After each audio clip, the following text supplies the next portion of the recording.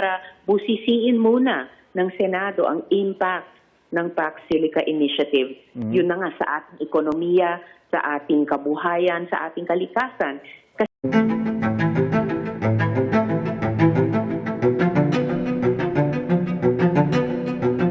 Pax Silica, kaugnay sa planong pagtatayo nga nitong Pax Silica Industrial Hub sa Tarlac.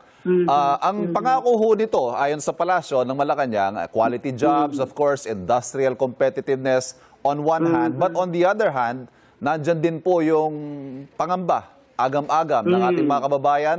May agricultural impact ito, may environmental impact ito. Naghain ko ho kayo ng resolusyon, gusto nyo muna itong maimbestigahan. Ano ho yung basihan nito? Yes. Well, nag-file tayo ng resolution para sa anumang investment, no? Lalo na at foreign direct investment ito, hindi dapat malugi ang Pilipinas. Ang ibig sabihin lamang nito, well, unang-unang mayaman ang bansa natin. At maraming gustong mag-invest sa bansa natin.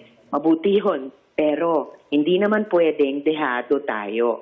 Anuman ang kahinatnan ng debate dito, interes ng Pilipino ang dapat manaig. So, dapat masagot ng malinaw, ano ba talaga ang itatayo? Kaya kasi ang dami-daming haka-haka Data center ba? Semiconductor hubs ba?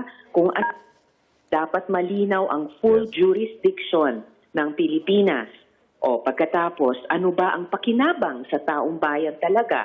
Ano ba ang dapat asahan na kapalit sa lupa, kuryente, tubig? Dapat malinaw sa ating mga Pilipino na ang kabuoang resulta niyan in the balance ay pakinabang sa ating mga Pilipino.